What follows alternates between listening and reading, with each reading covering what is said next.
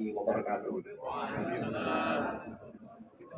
Bismillahirrahmanirrahim. Alhamdulillahirabbil alamin wassalatu wassalamu ala asyrofil mursalin Sayyidina Muhammadin wa ala alihi wa sahbihi ajma'in, amma ba'd. Yang saya hormati segenap pengasuh Pondok Pesantren An-Nuqayyah. Alhamdulillah sebagian besar bisa hadir, walaupun sangat disayangkan saya tidak bisa melihat ada kayak Nonong di sini. Kakak juga telah menyampaikan salam, menghubungi saya khususnya kepada Pak Mentan, tidak bisa hadir sedianya beliau, padahal yang juga turut menentukan tanggal dari acara pada hari ini, tapi rupanya beliau terbentur dengan kegiatan lain, dan memohon maaf sebesar-besarnya juga kepada sekalian hadirin. Segenap para punyai yang saya lihat juga hadir pada pagi hari ini, para alumni, para pimpinan lembaga di Pondok Pesantren An-Nuqayyah juga saya lihat di sini. Para alumni yang saya hormati, dan khususnya juga selamat datang kepada Pak Mentan RB, Pak Abdullah Azwar Anas. Beberapa kali saya sebenarnya sejak masih usia agak muda ya, masih remaja, saya bertemu beliau. Beliau saat itu mau mencalonkan diri sebagai Bupati Banyuwangi yang diminta oleh sebagian masyarakat, tapi usianya terlalu muda. Jadi saat itu belum bisa melaju, betul ya Pak Azwar Anas. Kalau sekarang, kalau terlalu muda itu bisa kita mainkan bagaimana caranya gitu. Saya tidak ingin menyapa yang di tengah ini karena ini kok warnanya ini kok kayaknya pilihan yang di tengah ini. Secara khusus dipilih. Ini kelebihan energi kan nggak seimbang jadinya, gitu. Ya kan? Itu yang tidak disarankan dalam demokrasi itu kan seperti itu. Jadi harus seimbang. Kanan kirinya harus seimbang. Nah, haus jadinya. Karena roasting haus jadinya.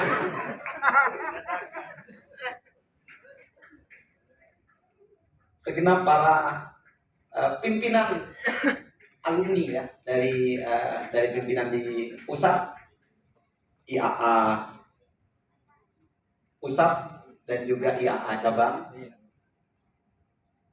Barangkali saya tidak ingin mengarahkan semata-mata pada potret santri ideal sebagaimana saya membacanya di dalam tor yang dikirimkan oleh panitia, tetapi kita perlu melihat bagaimana kesiapan teknologi dalam pengertiannya yang lebih luas, yang kita menyebutnya sebagai yang lebih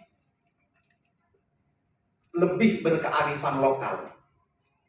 Teknologi ini kan pendekatan yang sebenarnya tidak melulu bisa diterima kalau dia tidak tepat zaman, kalau dia anakronis. Saya beberapa kali akhir-akhir ini menceritakan bagaimana kaum santri itu mempersiapkan dengan sungguh-sungguh infrastruktur dan support system agar nanti apa yang menjadi paradigma dari pesantren itu bisa berterima dengan pembangunan kebangsaan kita. Disiapkannya jauh hari. Ini agar kita melihat nanti konteks bagaimana ketika kita menempatkan perkembangan sains ataupun teknologi modern ini dengan konteks yang kita punya. Tahun 1916 sebelum ada isu kebangsaan sudah berdiri di kota ini, di Surabaya ini, yang barangkali menjadi kenapa kota ini dipilih saya juga kurang tahu kenapa kok di Surabaya. Padahal kalau ke saya pasti saya usulnya ya ke Bali sekalian, ya kan? Jauh-jauh sekalian itu di barat juga. Mungkin bisa sekalian liburan, karena biasanya ketika sudah terjebak dalam rutinitas keluarga nggak sempat liburan alumni ini. Kalau ke Bali kan lumayan ya, Pak Fatul Bari ya, lumayan. Sudah 2 hari katanya di sini. Tahun 1916, Nahdlatul Wathon didirikan di Surabaya. Itu jauh sebelum isu-isu Isu-isu kebangsaan masih berkembang di sini. Jadi gagasan tentang kebangsaan sudah ditawarkan terlebih dulu oleh founding fathers kita. Jauh sebelum Khilafah Turki Utsmani runtuh di tahun 24. Ini udah duluan, tahun 1916. Memang saat itu beliau, para pendiri yang cerdas ini, melihat situasi dunia sudah berubah. Dengan runtuhnya Tsar, kekaisaran, kesultanan sebagian sudah runtuh. Setelah Perang Dunia Pertama itu, melihat itu, arah dari dunia secara global ini bergerak kemana? Bagaimana kepemimpinan masing-masing bangsa di dunia ini akan bergerak? Nah, ini dengan secara cerdas ditanggapi, direspon, bahkan adalah kebangkitan para pengusaha pribumi. Itu, pribuminya yang penting, Nahdlatul Tujar ini. Tahun 18. Saat yang bersamaan juga berdiri, dikuatkan juga dengan kelompok pemikiran, sketsa pemikiran yang kita kenal dengan taswirul afkar. Jadi kelompok elit pemikiran, think tanknya juga disiapkan di situ. Makanya kalau kita baca buku-buku kepesantrenan, sebenarnya pesantren inilah yang lebih tepat sebagai organisasi kemasyarakatan. Ini lebih tepat. Jam'iyah ijtimaiyah itu pesantren dan masyarakatnya. Sementara nanti di tahun 26 ketika semuanya kuat sudah ya, 10 tahun setelah isu Nahdlatul Wathon itu lahirlah Nahdlatul Ulama. Nah, Nahdlatul Ulama ini sebenarnya yang diharapkan sebagai Jam'iyah Wathaniyah. Ini yang akan mengawal nasionalisme kita, yang terbukti di tahun 45 itu pusat titik pertempuran kekuatan global itu di mana? Di Surabaya, gitu, bukan di Jakarta. Gitu. Dan yang mempertahankan mati-matian salah satunya adalah santri-santri dari Mbah Hashim Asy'ari. Itu proklamasinya saja yang di Jakarta. Tapi titik pertempurannya itu di sini, sehingga menjadi kota, bukan hanya kota santri, tapi kota pahlawan itu di Surabaya. Ini kita lihat bagaimana para founding fathers menyiapkan itu semua.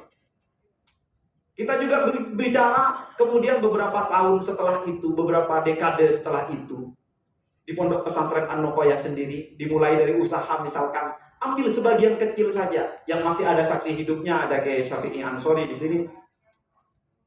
Dengan proyek-proyek, dengan program-program yang dibawa oleh Kiai Abdurrahman Wahid saat itu, baru pulang beliau dari pengembaraannya di luar negeri, tahun 70-an. Beliau sowan datang.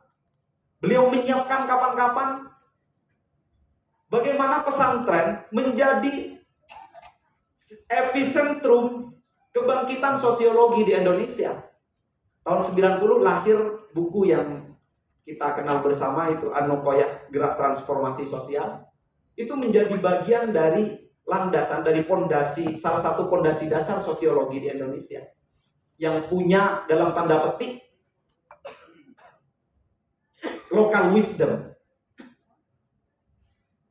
Mempersiapkannya dari tahun 70-an, tahun 80-an, isu-isu kita sudah mendapatkan saat itu tahun 81 yang kita mendapatkan Kalpataru bersama dengan pesantren-pesantren lain yang akhirnya menyusul di Pabelan, di Kajen, di Mesrepur.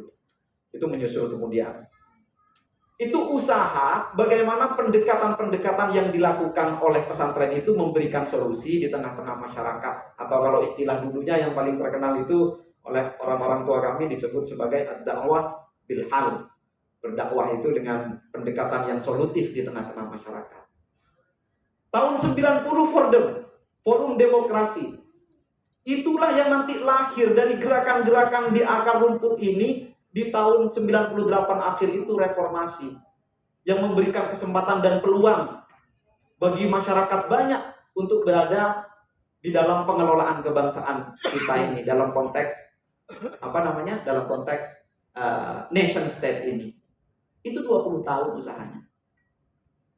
Jadi kalau kita melihat hari ini, tentu kita harus melihat kira-kira ya 20 tahun ke depan atau bahkan lebih dengan kuantum pada hari ini, dengan teknologi yang sudah berkembang pada hari ini. Salah kalau kita hanya melihatnya dalam hitungan 5 atau 10 tahun.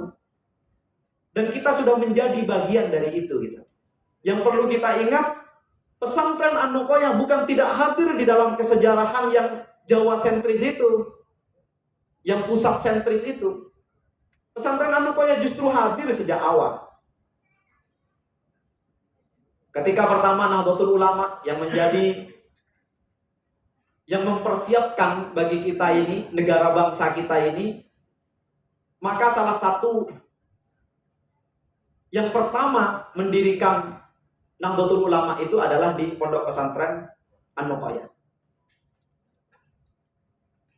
Kalau menurut Kiai Ahmad Bashir, beliau mengatakan ya pertama di An-Nuqoyah. Saya konfirmasi kepada beberapa keluarga di Tebuireng, ya kemungkinan besar memang salah satunya adalah di Pondok Pesantren An-Nuqoyah.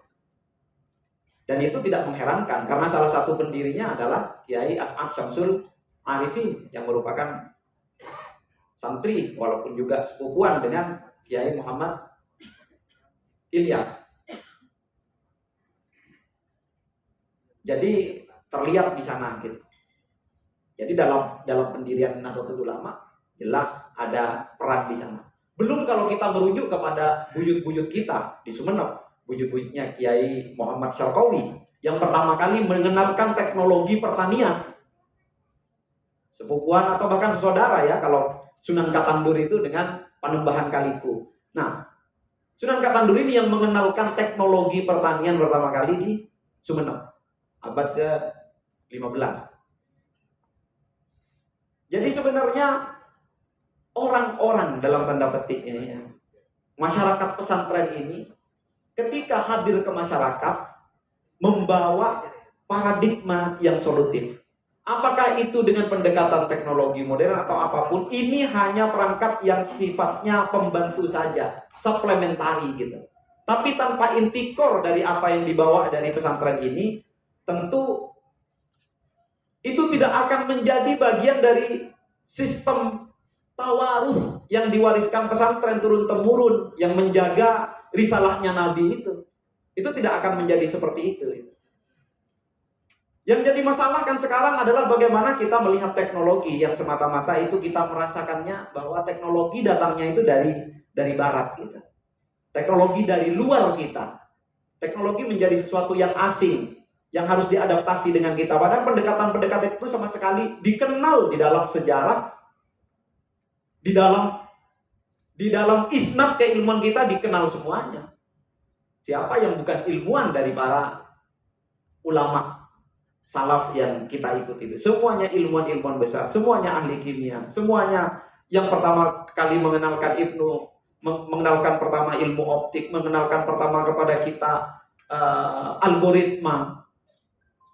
Semuanya adalah dari mereka yang kita warisi ilmunya itu di pesantren itu. Tapi memang ada bias di dalam perkembangan keilmuan itu, yang itu tentunya dipengaruhi oleh politik dan ekonomi. Baik itu yang sifatnya barangkali pertama-tama barangkali sifatnya company, walaupun lama-lama menjadi berkembang, disokong oleh kekuatan negara. Nah, para hadirin, khususnya para alumni sekalian, ini yang perlu kita antisipasi untuk melihat profil pesantren di masa depan. Kami membayangkan sebagai pengelola pesantren itu, dan yang kami rasakan di dalam pengelolaan pesantren itu saat ini adalah input para santri. Santri-santri baru yang masuk ke kami itu. Dan juga nanti profil lulusannya. Ini yang perlu kita kelola dengan lebih terbuka, sebagaimana telah diajarkan, telah diwariskan oleh para pendahulu kita. Kita tentu berharap input-input ke pesantren itu, input-input yang tahu mengapa mereka harus memilih pesantren sebagai tempat penggemblengannya. Dan itu harus dilakukan secara sadar, bukan ikut-ikutan. Termasuk kita di dalam mengadaptasi teknologi pada masa kini harus dengan sadar kenapa kita melakukannya dan mengambilnya. Bukan dengan ikut-ikutan. Pendekatan-pendekatan yang telah diajarkan oleh para pendahulu kita ini terbukti mampu untuk memberikan solusi. Kalau istilah saya itu paradigma kiai itu tajuk, laku pada 1 abad ini setidaknya gitu. Sampai 100 tahun ini paradigma kiai itu dengan berbagai coraknya yang tidak tunggal, yang multiversal, itu laku di masyarakat. Ada kiai yang akademisi, ada kiai yang bahkan terlihat helak atau disebut apa biasanya, majdzub ya. Kiai-kiai majdzub yang didatangi oleh perangkat-perangkat negara untuk dimintai solusinya dan mereka solutif gitu. Itu solutif dan bekerja gitu. Nah kira-kira di sekarang ini 100 tahun kedua ini kira-kira kiai masih laku apa enggak gitu. Ya kalau kiainya masih tidak memiliki kesadaran terhadap core dari paradigma pesantren itu, tentu ini akan menjadi tantangan tersendiri. Artinya kita akan terlibas. Kita sudah punya contoh. Ini barangkali nanti akan lebih disampaikan oleh Mas Azwar ya, dan bisa direspon bersama-sama oleh para hadirin sekalian. Kita punya contoh model sebenarnya bagaimana pesantren bisa menjadi istilahnya tulang punggung atau core bagi pembangunan negeri ini. Itu yang terjadi di Mesir misalkan dengan Al-Azhar. Al-Azhar itu core pendidikannya itu yang menjadi penggerak Mesir modern dengan segala kelebihan dan kekurangannya. Bahkan bukan cuma Mesir. Karena lulusan-lulusannya menjadi pemangku-pemangku kepentingan di berbagai negara di luar, maka tentunya memiliki peranan di dalam pola politik ekonomi baru yang sekarang mulai bergerak ini. Mulai bergerak dari benturan timur dan barat menjadi agak ke selatan dan utara sekarang ini. Sekarang kita perlu memperhatikan landscape ini loh. Politik sekarang tidak lagi bergerak dari barat dan timur semata. Kalau bahasa kasarnya dari Amerika dan Cina saja. Sekarang sudah mulai bergerak dari selatan dan ke utara gitu. Bergerak dari India ke Rusia. Ini sudah menjadi silang gitu. Dan pentingnya kita berada di tengah ini perlu diperhatikan gitu. Kita berada di tengah-tengah di Khatulistiwa ini perlu diperhatikan. Menjadi perlintasan berbagai kepentingan ekonomi dan politik dunia, di mana di sana sains itu berkembang gitu. Kita ada di tengah-tengahnya. Dan tanpa melihat itu semua, kita akan gagal sebagai masyarakat pesantren. Kita tidak bisa mewarisi ilmu yang pernah diwariskan oleh para wali songo. Wali songo itu lengkap. Dia itu punya birokrasi, punya pemerintahan, punya pusat teknologi saat itu. Wali songo yang punya. Gak ada elemen lain di masyarakat saat itu yang punya, yang lengkap gitu, punya pemerintahan, punya ilmuwan, semuanya ada di sana.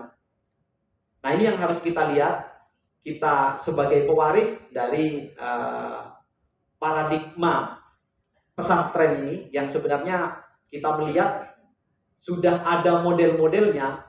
Nah ini coba kita coba kita bayangkan bagaimana kira-kira paradigma ini mampu bertahan dan berkembang untuk selanjutnya. Tentu kita semua juga ingin mendengar apa yang akan disampaikan oleh beliau Pak Menpan RB. Kita kemudian ada waktu diskusinya ya Pak Abrori.